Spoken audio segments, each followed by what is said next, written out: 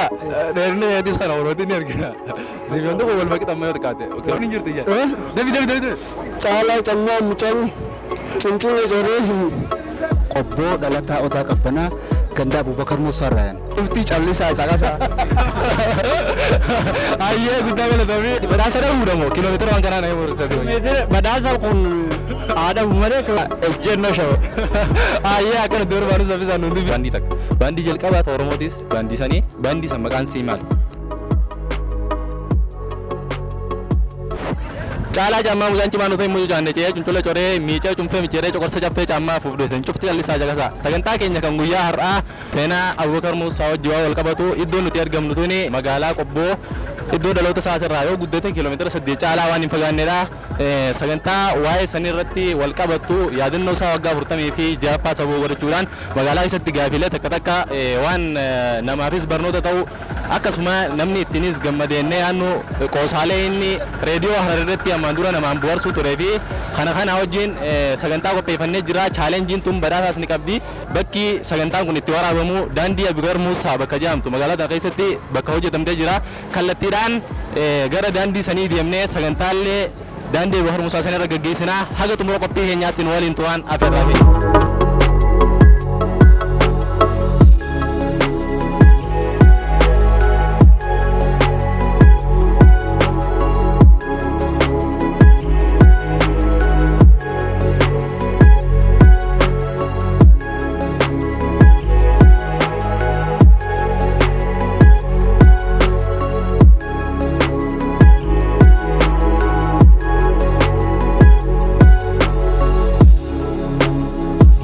Hayya daawwattoota keenya iddoo kana daandii Abubakar Musaa daandii maqaa isaatiin hojjetamedha.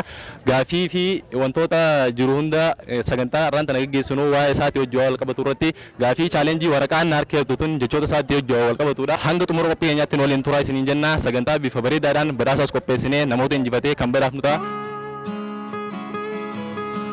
Artistoota gameeyyii aartii Oromoo ka'umsa ta'an kanneen baha Oromiyaatti biqilan keessaa isa tokko. Umrii isaa gabaabduu addunyaa kana irra turetti artistoota Oromoo hedduuf bu'uura kaa'ee darbe. Gaafa afaan Oromoo reediyoon dubbachuu yakkaa reediyoo Harar irratti koomediyaanii fi gaazexeessaa jabaa sagalee isaa kiiloolee namoonni hedduun jaalatan ture. Akkuma obboreen guddina aadaa, seenaa, afaanii fi aartii Oromoo irratti hirmaachuun hawwisoo afran qalloo bu'uureessee erga sadarkaa jabaarraan ga'ee mootummaan irratti cufe. Booda gara reediyoo Harar seenuun hojii hawaasni akkaan jaalatu hojjetaa osoo jiruu mootummaa Dargiin ajjeefame. Inni walaleessaa, gaazexeessaa, koomediyaanii, barreessaa fi tiyaatara fiilmii kan ta'e Abubakar Musaati.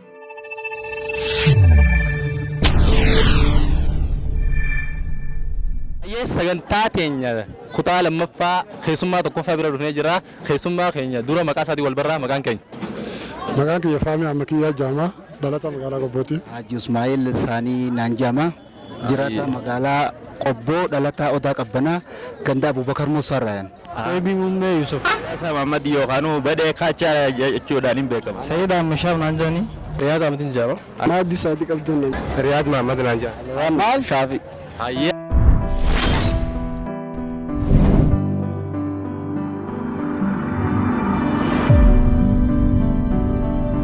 Hayyee Faami sagantaan gaafii deebii teenyaa irra waa'ee seenaa Abubakar Musaatii hojii wal qabatii akkuma arginu iddoo kunis eenyu namni kun? Abubakar Musaa. Seenaa isaatii hojii wal qabatu waan ta'eef daandii Abubakar Musaa kan magaalaa Qobboo irratti argamu dhufnee sagantaa kana gaggeessu jirra. Gaafii gaafatamtuu takka habba sadii jira. Yoo sadiinuu injifatte badhaasa qabda.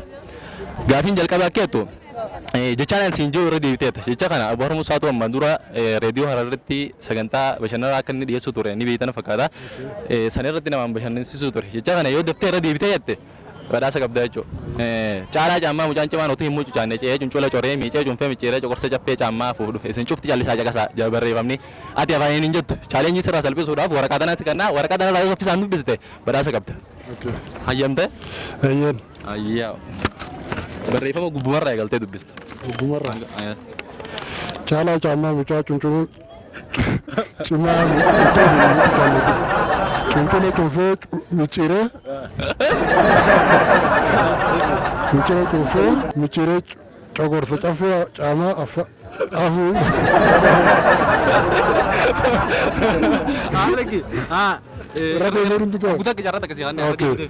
caalaa caammaa mucaa cuncuna cuufee utuu hin mucucaanne cuufee cuncuna coree micciiree cuufee micciiree corsee cogorsa caffee caama afee dhufee isin utuu callisee caqasee jira. Ayyee dara biraa dabarru hin arganne amma sabiisaan dubbisuu qabda argaatii argaa jira. Ayyee alwaan barreeffama asirra jiru kana yaadannoo seenaa Oromoo Musaa waggaa 46 dhiyoo tana kabajamu jira. Nuti sababeeffachuudhaaf uuma dandeenyu yaadannoo akka isaaf ta'uuf jennee barreeffama inni qoosaa reediyoo irraa duraan dhiyeessuu ture qopheessinee barreeffama asirra jiru kana yoo saffisaan daftee dubbiste badhaasa qabdi. Ayyee barreeffama jalqabu warraa eegaltee saffisaan dubbiste. Yaadannoo waggaa 46ffaa Abubakar Muusaa caalaa caamaa mucaan cinaan utuu hin mucucaanne ce'ee cuccula cuuree miicee cuunfee micciiree coqorsa caffee caamaa afuu dhufee isin cufti callisaa caqasaa ejjennoo sha'u. Ayyee guddaa galtooni jalqabu warraa eegaltee saffisaan dubbistee yoo fitte waraqaa isaa kana seenaa isaa kanarraa waraqaa akkasii kaannan. Ayyee barreeffama saffisaan dubbisee fitte sagalee ol kaase. Yaadannoo waggaa 46ffaa Abubakar Muusaa caalaan caamaa mucaan cimaan utuu hin mucucaanne ce'ee cuncula coree micee cuunfee micciiree coqorsa caffee caamaa afuu dhufee isin cufti callisaa caqasaa. Ayyee guddaa galatoomii. Waggaa 46ffaa Abubakar Muusaa caalaa caamaa mucaan cimaan utuu hin mucucaanne accee cuncula coree miicee micciiree caqasee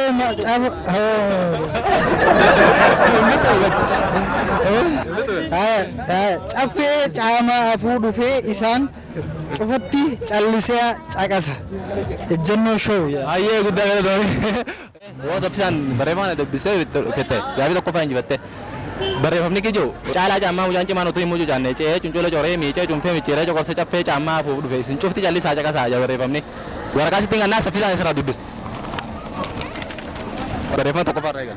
Yaadannoo waggaa 46ffaa Abubakar Muusaa caalaan caammaa mucaan cimaan utuu hin mucucaanne ce'ee cuncula coree miicee cuunfaa micciiree coqorsa caffee caamaa afuu dhufee isin cufti callisaa caqasaa ejjennoo sha'u. Ayyee akkana durbaanu saffisaan nuti bifne guddaa galtoomii gaaffii keenya lammaffaa taate. Caammaa mucaan cimaan utuu hin mucucaanne ce'ee cuncula coree miicee cuunfee micciiree coqorsa caffee caamaa afuuf dhufe isin cufti callisaa caqasaa jaa barreeffamni afaan hin jettoode waraqaan si kannaa waraqaa kanarraa yoo saffisaan daftee jette badhaasa qabdi. Ayyee gubbuma kanarraa eegaltee daftee dubbise. Yaadannoo waggaa Abubakar Muusaa caalaa caamaa mucaa cimaan utuu hin mucucaatin ce'ee cuunculee coree micciiree cufee micciiree coqorsa caffee caamaa afuufee dhufee isin cuftinuu callisaa caqasaa. Ayyee yoo kanarraa daftee saffisaan dubbiste. Hayyamtee? Ayyee jalqabu warraa haftee dubbista barreeffama as warraa. Yaadannoo waggaa 46ffaa Abubakar Muusaa caalaa caammaa mucaa cimaan utuu hin mucucaanne ce'ee cuncula coree miicee cuunfee micciiree coqorsa caffee caamaa afuu dhufee inni cufti callisaa. Chaalenjii jalqabaa ta'uu jira.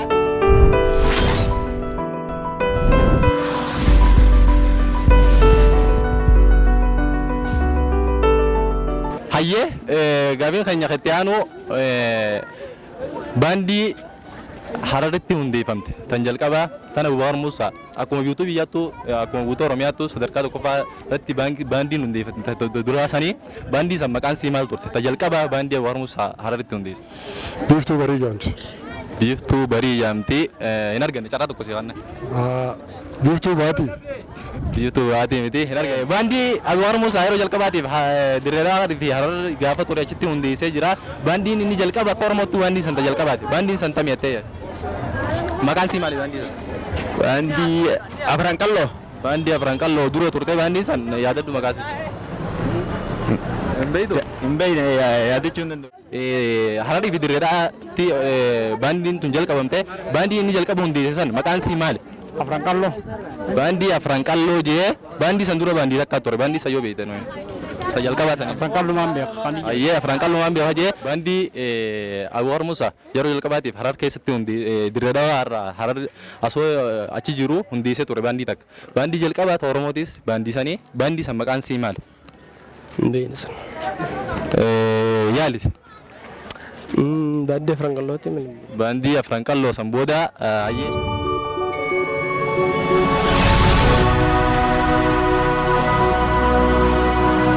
Waa'ee isaatii hojii wal qabatu yaadannoo isaa akka ta'u waggaa 46ffaa yaadannoo isaa yoo ta'an kabajamuu ture waan namni akka isa yaadatuuf jennee yaadnutis karaa dandeenyuun silaa viidiyoolee akkasitti waraabuu yaadnee turre sannuu mijatu baatus waan yaadannoo isaaf ta'u namni akka isa seenaa isaa yaadatuuf jennee waan hanga kana qopheessine gaafii mee Abuwar Musaati nama akkamii beeku? Abuwar Musaa nama shaaxira nama hayyuu nama gamna ta'uu isaatiin beeka. Ani ijaanillee isa xiqqeenya kiyyarratti xiqqoo agareetiin jira. Isa argite? Ijaan isaa agareetiin jira ijoollummaa makluuqummaa kiyya keessatti. Ammoo garuu inni nama shaaxira ta'ee jira sirna naftanyaa keessatti yeroo namni Oromoo ta'e barachuu hin dandeenye keessatti inni bakka mana barumsaa silallee warra abbaa lafaa ilmaan abbaa lafaa kanaatu hedduu qaraa. Kana keessatti inni maallaqa kafalaniiti ilmaan tujjaaraa ilmaan abbaa warra abbaa lafaa qaraan. Kana inni mana keessa seenee qaroo waan hin dandeenyeef jecha hulaa dura taa'ee manni kana uraa kanatti hulaan akkana babbanaa uraa qabdi. Uraa tana hulaa dura taa'eeti waan barsiisaan ijoolleedhaan mana keessaa jiru dhaggeeffatee jala barreeffata hulaa dura taa'ee. Hoggaa hulaa dura taa'ee barreeffatee guyyaa fatanaadhaatis guyyuu ni gaafata barsiisaan gabbee waan mucaan kun aluma ta'a maali jee fatanaa isaa kan ni ilaalaa fi ol kan natatte fatanaan isaa tun guutuurraa guutuu fida. Hoggaa guutuurraa guutuu hoggaa fide inni bakka laalaniiti odoo jedhaniif irraa hulaa jala mana keessa kol seenee inni kursii irra taa'u miti dhagaa akka ta'u fayyamamee fi hoggaa kana attaqaallalee barattoota silaa gartee maallaqa kafalee qaroo kana hunda attaqaallalee firraa fudhatama harkatee firraa isaanii ol naqan jechuun maallaqaas kafaltee firraa raadisanii. Akkasitti sadarkaa saniin inni bakka shaaxirummaa isaa waan rabbi kanneef hin sanii hojii. Eessa iddoon inni itti akkasitti magaalaa qobboo kun olaal iddoo oofcoo irra maslaqaa tana duubaa tana laal bakka tana iddoon inni itti gaafa sanna hulaa dura taa'eeti barsiisaa waan mana keessaa jiru alaa dhaggeeffatee barreeffatee fatanaa guutuu fida waan ijoolleen mana keessa barsiisaan katti himuun finne. Ajaa'iba. Kanarratti seenaan isaa tana faadhatanii nan beeku garuu. Achi boodallee karaa irra kanallee deemee baandiilee hedduu hundeessee Oromoof jalqabaa jedhamee dubbatamuu ture.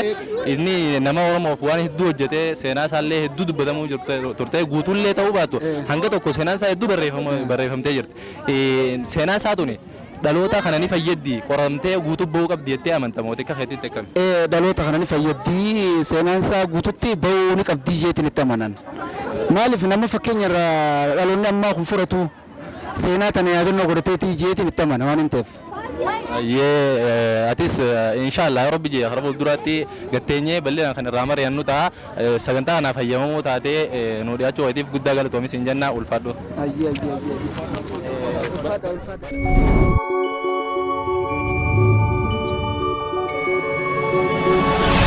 Itti aantu akkeettu wanta kana taambeellaa kana ergitame taambeellaan kun yoo xiqqaate kiiloomeetira meeqanii dheeratettee yaadda? Karam dheerata. Samii qaisa. Kara samii ol boqora jechuudha. Kara samii.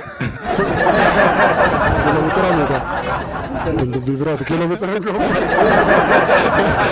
Jechuun gaa dheerinni eetis kana walooti ni argina. Sibiyoon tokko wal maqixa amma yoo xiqqaate kiiloomeetira meeqanii dheerata? Xiqqishaanummaatti ana wal qixa lafa. Taambeellaan naami kiiloomeetira gini. Taambeellaan kiiloomeetira ni safara bugaa. Maali mee hangam takka naami? Meetira meeqa jira yaa ta'u? Meetira meeqa? San warra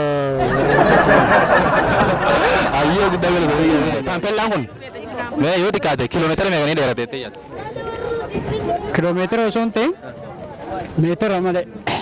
Kiiloomeetiraanis gaafa dheeme kiiloomeetiraan naami? Meetiraan yommuu kiiloomeetirri waan lafarratti lakkaa'amu. Lafa ta'u? Meetira malee kun kiiloomeetira ta'uu hin danda'u. Anamma kiiloomeetiraan naamu qabda dirqama gaafii dhaame. Gaafiin jibachuun ta'e haardi qaba. Yoo danda'amuun kiiloomeetiraan siimuu himaami waan hin danda'amne kaakun. Meetiraan malee. Amma badhaasa dhabuudha moo kiiloomeetira waan kanaa nama murteessaa meetira badhaasa kun aadamu malee kiiloomeetiraan hin ibsamu. Meetira malee. Meetira meeqa? Meetira Lama tuqaa lama ni ta'a. Lama tuqaa lama ni ta'a barru. Taambeellaan guddaan harma walitti Abubakar Musaatiif kaniif daandii isaa maqaa isaatiin moggaafame kan ijaaramee jira. Daandiin kun maqaa isaatiin moggaafamuun yaadannoo isaatiif hangam takka gaariidha jettee yaadda? Numa Abubakar Musa akka silaa seenaa inni hojjeteen daandii qofa osoo hin ta'in magaalaan tunillee maqaa isaatiin waamamuun waan xiqqaadhaati wayita. Garuu kun hedduu takka nutti tola. Kana caalaa ammallee wantoota akka ta'e isaan beekamu silaan inni magaalaa gobboota na keessatti hundeessine baay'ee bareedaadha jeetii yaada. Baay'ee guddaa galatoomis hin jenna gaafa keenya fayyamoo ta'uu fi ulfaatu. Qophaa hambee eenyu? Eenyu tokko yeroo isinuma isin haala yaadi eenyu ta'e isinii murteessuu qaba kana. Tokkoffaa hambee riyaadii saffisaan dubbisee bitee.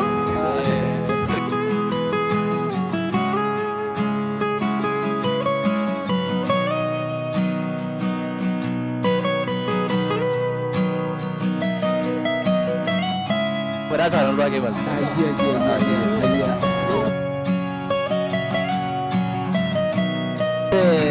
Kubba lama fi shantam jenna sa. Iya tadi gudda gala tomi. Iya. Anu dia gudda gala tomi senya na. Ulfa to. Ulfa da sidilin kala to gada.